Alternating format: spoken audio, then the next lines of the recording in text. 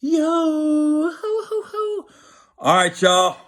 It's day 16 of the lockdown, quarantine, whatever. And everything just came out today that California's shut down to May 3rd, Virginia shut down to June 10th, something like that. So just stay home. Stay home. Go to the grocery store, get gas. You shouldn't need gas if you're just going to the grocery store. And that's it. Don't go anywhere else. That's it. So just stay home so we can get done with this. Um, so was I the only one that woke up today thinking it was April 1st? And then you realize, God dang it, March has got 31 days. I was like, I know March is 31 days, but I don't know why I thought, you know what? I think since this pandemic hit, March has 30. Nope, still 31. So I literally thought, oh, we're into April. Nah, we're still in March. So anyways, listen, I posted something today. I did a little quote that I saw about think about your child. If your child catches this, they're going to be in a hospital room by themselves, all alone. And I heard a lot of people chiming in saying, well, they're going to have to call the cops and arrest me. I'm going to be there with my child. Then a nurse chimed in and she said, no, that's not how it is. One parent is allowed with the child. Now, here's what a lot of people wasn't realizing. A child doesn't mean a kid. One lady chimed in and said, my son's 28 years old. That's still my child.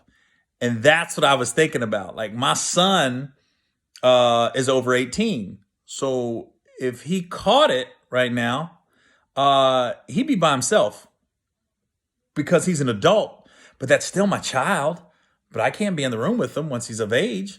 So that's what I was getting at. Like, it doesn't mean a kid. It just meant your child. Think about your child. Because I don't care how old your kids are. You still look at them like they're a little kid, no matter how old they are. So anyways, I noticed that, which made me think a lot when I saw that quote that I posted on my Instagram and Facebook and everything. And then, the Flu Manchu is coming in beautifully, getting thick. And then I'm not getting a haircut either, so my hair's coming in thick also. So I had a phone conversation today with my dad, and my dad is freaking losing it.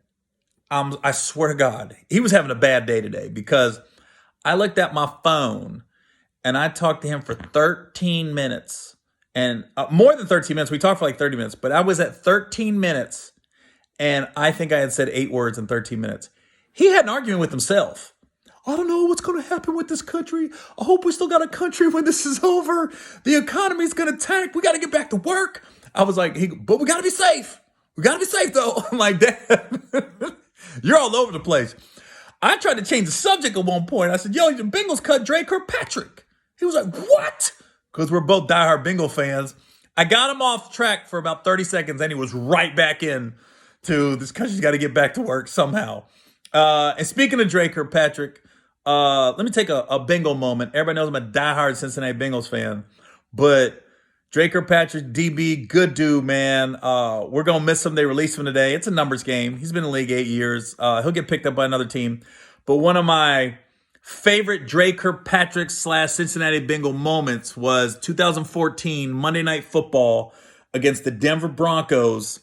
The Bengals need to win that game, or they probably wasn't going to make the playoffs. And I literally went to that game going, I don't know about this one. Peyton Manning, Broncos were humming. I was like, man, it was raining.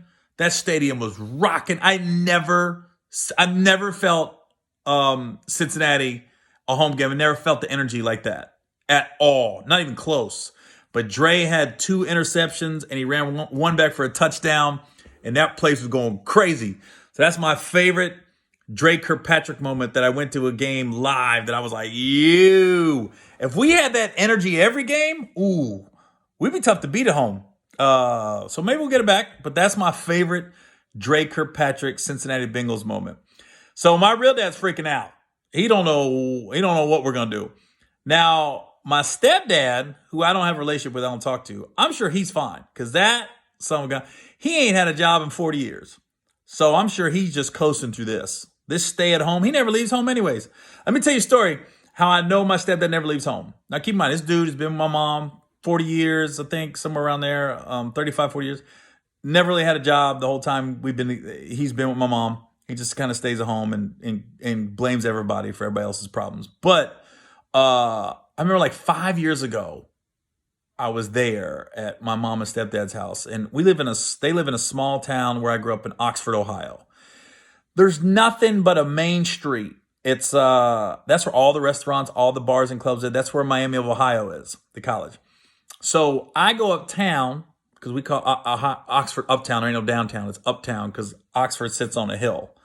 And I went and got Chipotle for the family. I bring it back to the house, and he was like, "Man, this stuff's pretty good. What is this?" I was like, "Chipotle."